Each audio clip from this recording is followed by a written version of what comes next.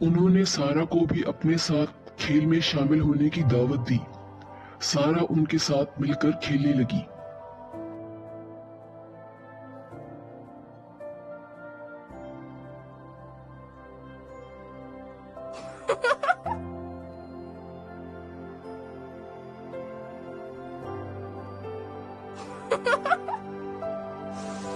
جب انہیں بھوک اور پیاس لگی تو انہوں نے جھرنوں سے پانی پیا اور درختوں سے پھل توڑ کر کھانے لگی۔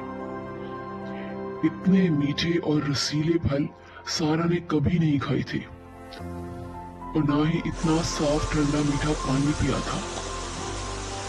ہمارا دیس بہت خوبصورت ہے۔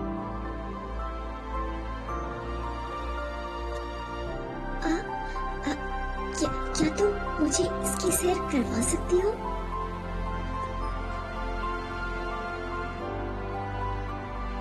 کیوں نہیں؟ آؤ، میں تمہیں پرستان کی سیر کرواتی ہوں۔ اڑتے اڑتے ہوئے پہاڑ کی چوٹی پر آ پہنچی۔ یہ بہت سرسبز جگہ تھی، یوں لگتا تھا سبزے کا قالین بچھا ہوا ہے۔ ہر طرف قسم قسم کے مہکتے پھول اور پودے تھے۔ درختوں پر مزے مزے کے پھل لٹک رہے تھے۔ سارا کو یہ منظر محسوس کرنے کے ساتھ ساتھ حیران بھی کر رہا تھا، کیونکہ پودوں کے درمیان مینڈک اچھلتے پھر رہے تھے۔ بہت اوپر درخت کی شاخوں پر چمگادڑی بیٹھی تھی اور تو اور کچھ دور گدھ بھی بیٹھے تھے۔ سارا کو یہ دیکھ کر جھرجھری سی آ گئی۔ سنو ستارہ پری، کیا تمہیں نہیں لگتا کہ یہ مینڈک، کیچوے اور چمگادڑے گدھ یہاں نہیں ہونے چاہیے؟ کیوں نہیں ہونے چاہیے؟ یہ ان کا گھر ہے۔ اتنی خوبصورت جگہ اتنے گندے جانوروں کا گھر کیسے ہو سکتا ہے؟ ان کی وجہ سے ہی تو یہ جگہ خوبصورت ہے۔ یہ انسان دوست اور ماحول دوست جانور ہے۔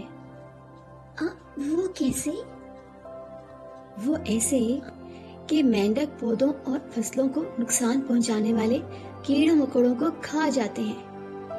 کیچوے زمین کی زرخیزی کو برقرار رکھنے میں بہت اہم کردار ادا کرتے ہیں اور دنیا کی بہترین کھاد ورمی کمپوزٹ بناتے ہیں۔ یہ جو تم پہاڑوں پر اونچے اونچے درخت لگے ہوئے دیکھ رہی ہو نا، یہ چمگادڑوں نے لگائے ہیں۔ چمگادڑ درخت کیسے لگائے گی؟ چمگادڑیں پولینیشن میں اہم کردار ادا کرتی ہیں سارا۔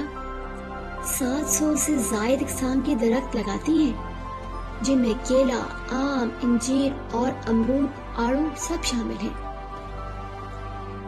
یہ انسانوں کو اور فصلوں کو نقصان پہنچانے والے کیڑوں مکوڑوں کو بھی کھا جاتی ہیں۔ اور یہ گدھ تو پرستان کے خاک روب ہیں۔ یہ مردہ پرند اور چرند کو کھا کر پرستان کو صاف ستھرا کر دیتے ہیں۔ سارا نے اپنے ارد گرد کے ماحول پر نظر ڈالی اور پھر ان مینڈکوں، کینچوؤں، چمگادڑوں اور گدھوں پر۔ اب وہ اسے اتنے برے نہیں لگ رہے تھے۔ وہ یہ بھی جان چکی تھی کہ اس کے گھر انجیر کا پودا کیسے لگا۔ یہ سوچ کر وہ مسکرا دی۔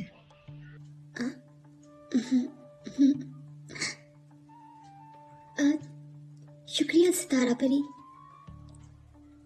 اب مجھے میرے گھر پہنچا دو گی؟ ستارہ پری نے الوداع کہا۔ سارا مسکرا دی۔ میرا خیال ہے کہ اب تم پریوں اور پرستان کی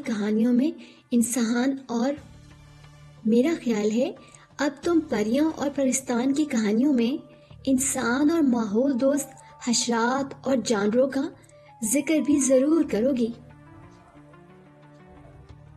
الوداع۔